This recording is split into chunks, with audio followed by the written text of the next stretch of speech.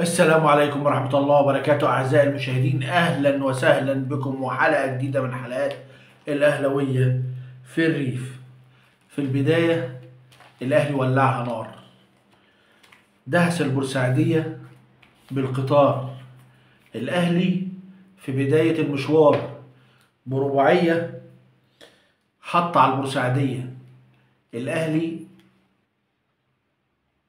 تأديب وتهذيب، النادي الأهلي تأديب وتهذيب. النادي الأهلي أدب المصري البورسعيدي النهارده، لأن المصري البورسعيدي في آخر لقاء مع النادي الأهلي كان اتجرأ على النادي الأهلي. عشان كده النادي الأهلي النهارده كان تأديب وتهذيب للمصري البورسعيدي النهارده. النادي الأهلي النهارده علم على علي ماهر.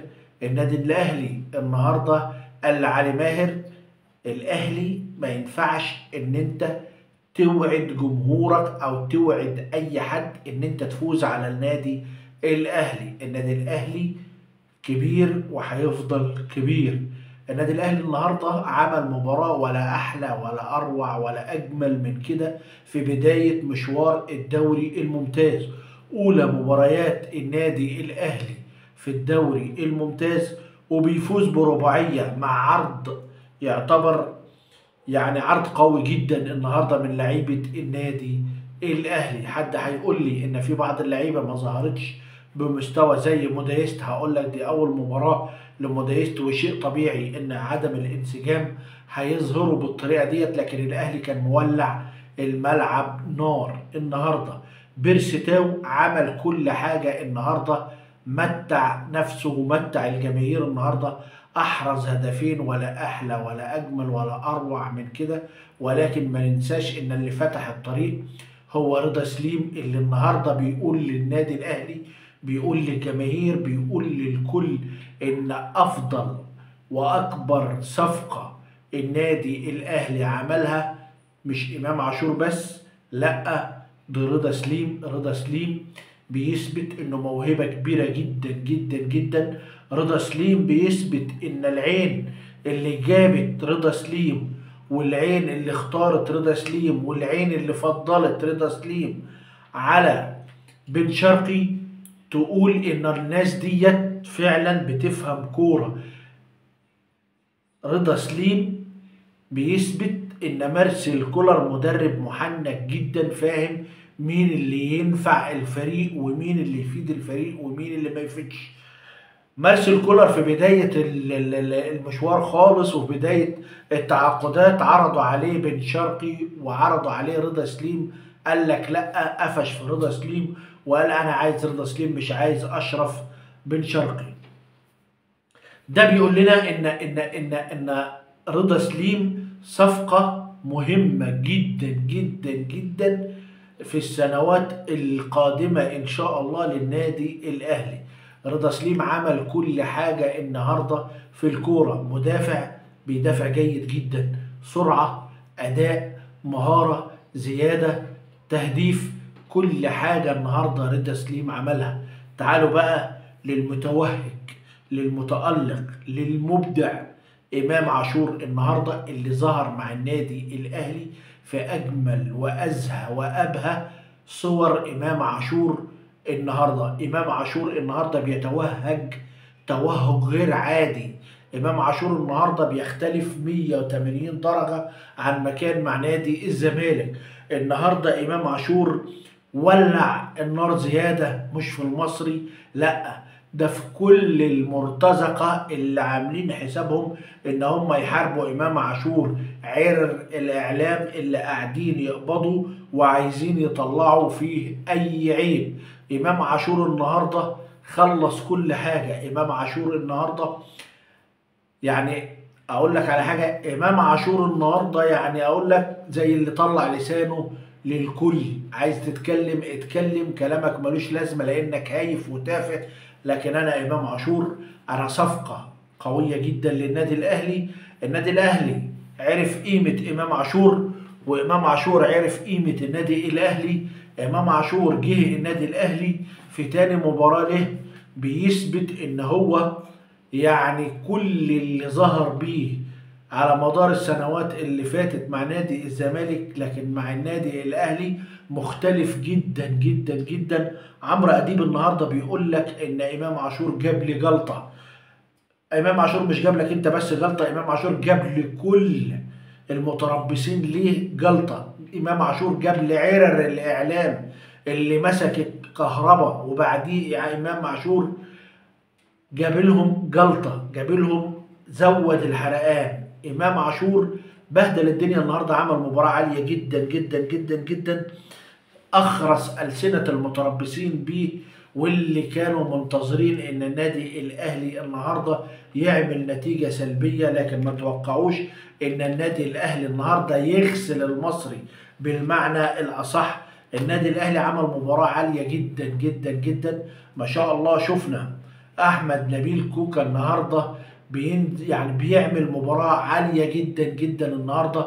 يعني اكبر مارسيل كولر ان هو بعد المباراه يشيد بمستواه جدا جدا جدا النهارده، ويشيد بمستوى امام عاشور ومستوى احمد وبمستوى رضا سليم، وبيتغنى ببيرسي تاو اللي صحف جنوب افريقيا النهارده يعني طالعه بدري قوي بعناوينها، المواقع الرياضيه في جنوب افريقيا بتتغنى بمستوى بيرسي تاو والمرحله اللي وصل ليها بيرسي تاو مع النادي الاهلي، والانسجام والمزاج الرايق والعالي مع النادي الاهلي.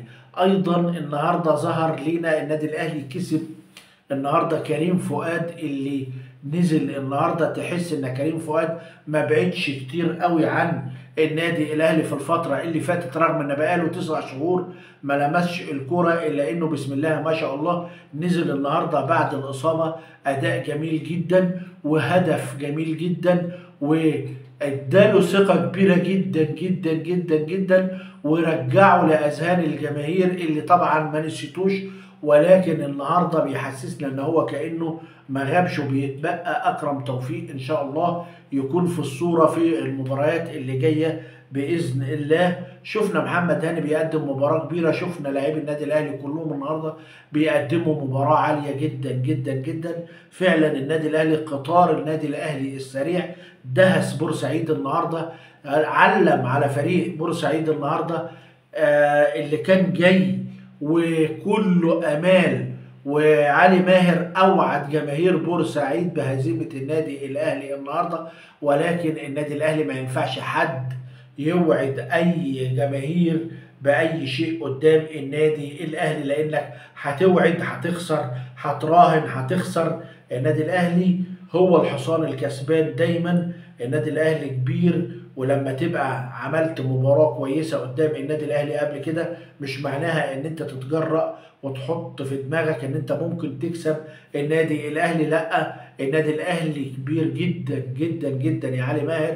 النادي الاهلي في بداية المشوار على فكرة بعد المباراة مباشرة عايز اقول لكم ان كولر قال للعيبة اقفلوا مباراة المصري خالص، وعايزين نستعد استعداد خاص لسان جورج المباراة اللي جاية ان شاء الله في بطولة افريقيا. هنشوف المباراتين ورا بعض ان شاء الله، الذهاب والعودة في القاهرة باذن الله. بمجرد ما انتهى اللقاء، بمجرد ما مارسيل كولر قال لهم اقفلوا الصفحة ديت خالص، وعايزين نفوق لسان جورج الاثيوبي ان شاء الله المباراتين اللي جايين باذن الله.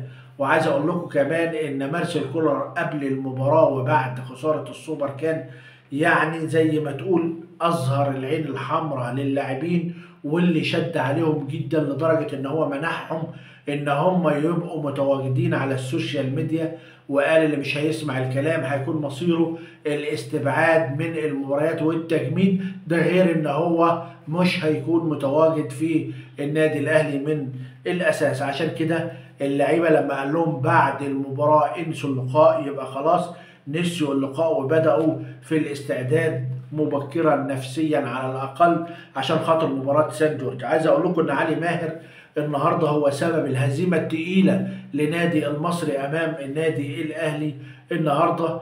شفنا سير المباراه كان عامل ازاي، ولكن عشان تعرفوا بس، علي ماهر جواه غل كبير قوي من النادي الاهلي ومن اداره النادي الاهلي. علي ماهر واقف على الخط وعمال يكلم لعيبه المصري ان اللي يعدي يقصه، ان اللي يعدي يشيله، ان اللي يعدي يحشه بنفس اللفظ ونفس الاسلوب. عدي حشه. يعني ايه حشه؟ يعني ايه حشه؟ فين الروح الرياضيه؟ وازاي ان اللعيب يعدي من اللعيب وتقول له ايه حشه؟ يعني ايه يكسره؟ لدرجه ان اللعيب دخل على امام عاشور في كوره كان يستحق، يعني يستحق فعلا ان هو ينطرد بره. وادي النتيجه، كان المصري بيلعب ب10 لعيبه، وكانت النتيجه كانت تقدر تتضاعف وتزيد قوي قوي قوي على النادي المصري النهارده. ولكن النادي الاهلي اكتفى برباعيه نظيفه في شباك المصري البورسعيدي.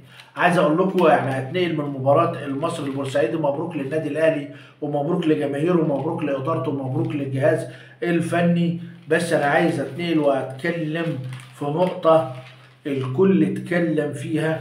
عايز اقول لكم ان اسلام صادق او اسلام كاذب، البني ادم ده انسان بيكره الاهلي كره شيء غبي، غبي في كرهه للنادي الاهلي، ومصمم ان هو يعمل الاخبار الفيك عن النادي الاهلي. طالع بعد المباراه يقول لك ان محمد الشناوي زعق لمحمد عبد المنعم، ومحمد عبد المنعم تجاهله ومشي دخل غرفه الملابس، واي كلام في اي كلام، بيصطاد اي حاجه او ما بيصطادش، بيفبرك اي حاجه. لما تتكلم ما تكلمتش ليه على شيكابالا اللي مسك في مدربه بعد المباراة اللي انغلبوا فيها من سولار 2-0؟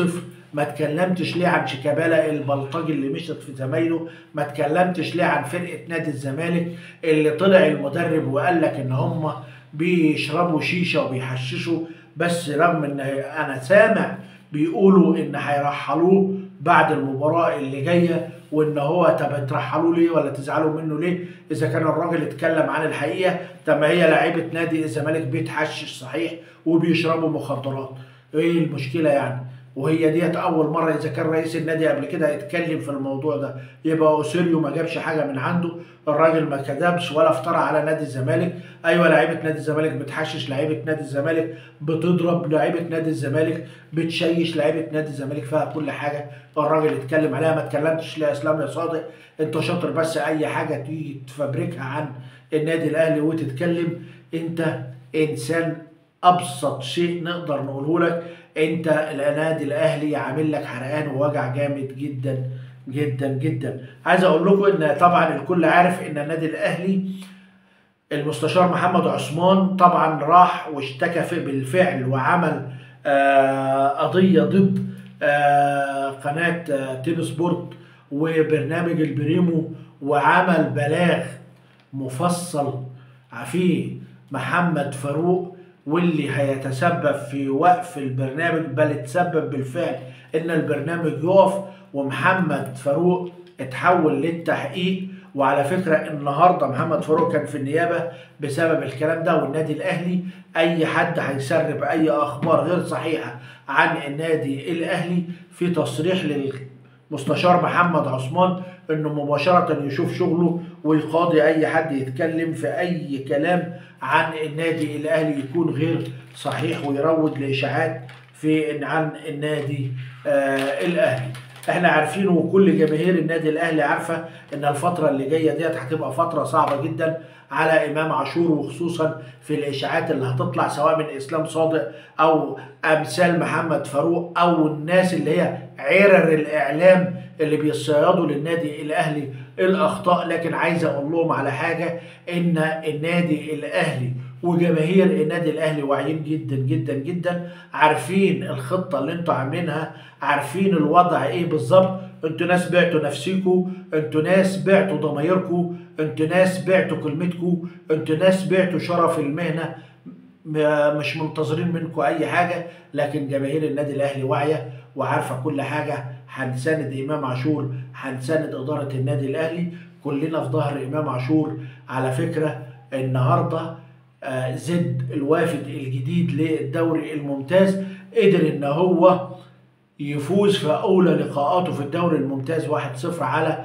نادي الإسماعيلي، وبيفشل نادي الإسماعيلي. وشفنا الاحتواء وقمة القذارة التحكيمية في مباراة الإسماعيلي وضربة جزاء ظالمة بتتحاسب لنادي الإسماعيلي. ولكن ابن النادي الأهلي اللي لسه طالع منه محمد علي لطفي اللي قدر يتصدى لضربة الجزاء ويحافظ لنادي زد على الفوز والتقدم وحصد ال3 نقاط الأولى له في الدوري الممتاز مع أولى مشاركاته في دوري الأضواء والشهرة. أعزائي المشاهدين، لغاية كده خلصت أخبارنا، لكن ما خلصتش حكايتنا. وإلى أن ألتقي بكم، لكم تحياتي والسلام عليكم ورحمة الله وبركاته.